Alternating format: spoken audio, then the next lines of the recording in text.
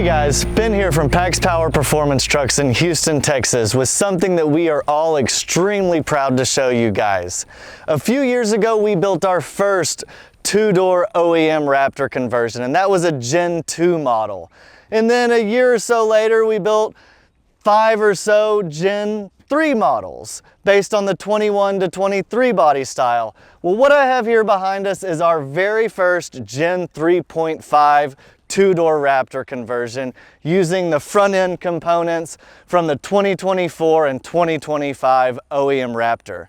So why don't you guys hang out for a few minutes? We're gonna go through this thing front to back, top to bottom, talk about what it is, and maybe talk about how to get one in your driveway.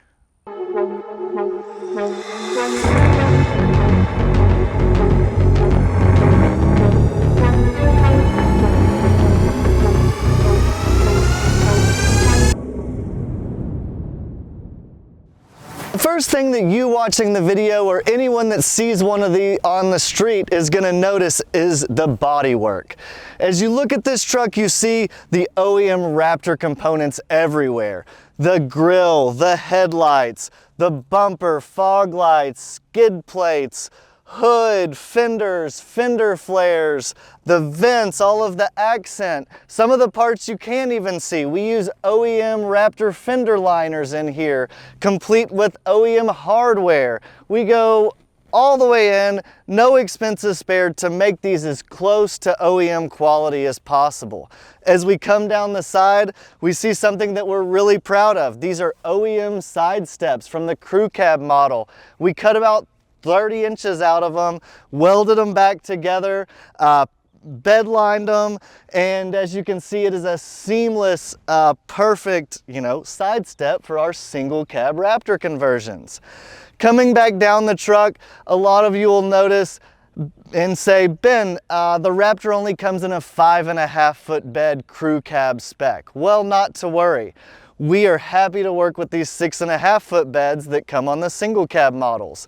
What we've done is modified the original OEM 5.5 foot bed, cut it open, left about a foot of material from the factory F-150 bed, actually pulled it out and flared it to get a really smooth transition, fully welded it up, body worked, and as you see in these photos, get a OEM finish. If Ford was to have made a 6.5 foot Raptor bed, we think this is what it would have looked like. And then finishing off the rear, same thing as in the front. OEM fender flares, OEM splash guards, OEM rear bumper. One thing we have to do on these F-150s, you even have to change the hitch back here to a Raptor hitch to hold all this together. In sum, it's all OEM parts. It's as close to OEM as you can get, and looking at it, it looks like Ford would have made it this way. As for suspension, this truck is riding on all OEM Raptor components that we get new from the dealer. While you may see that these are the older blue shocks that came before the live valve was released, we actually really like this system, and it's not like this single cab has a module on it to control the live valve shocks anyway. So we're using upper-lower control arms from an axle, extended axles, longer brake lines, Raptor shocks and springs. You see that gives us a bit of lift. That also gives us a 2-inch wider Raptor stance that allows us to run these 37-inch tires. These are the factory Raptor 37s. You see they look great with some OEM Raptor bead locks, though our customers can choose whatever wheel and tire combination they want.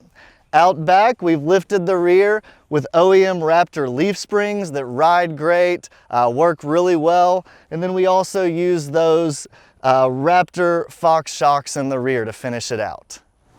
As for the interior, that's largely up to the customer. If y'all have been following the new XLs from Ford, other than this digital dash and big screen, the interior is pretty barren and basic as it comes from Ford. So there's a lot of room to upgrade if you want. This customer did cat skin leather, added carpet, an upgraded lariat steering wheel, this center console that's really nice, and overall it's a pretty good interior, and I don't know what else you would want. But if you wanted to go all the way and do Raptor steering wheel with paddle shifters, Raptor seats, everything, we'd be happy to do that for you as well. So I know what a lot of you are wondering, how much does this conversion cost? And for a full conversion, it's admittedly a lot. By the time you do the body, all of the paint work, the suspension, the wheels and tires, the bumper, the skid plates, the exhaust system, everything to do a full conversion, you're looking at about $40,000. And then when you put the base truck, which is in the low 40s, for a complete build, about 85. And I know a lot of you are shocked, but unfortunately, like my hairline, it is what it is. All of these OEM parts from Ford are expensive, and we are only buying new parts and putting them on your truck. For example, just the grille and headlights and the harnesses to make that work is over $3,000. So when you look at the 40K, it does start to add up and make some amount of sense. Now, we kind of like these price points. That puts the intro truck at $85, which is about what a four-door Raptor cost.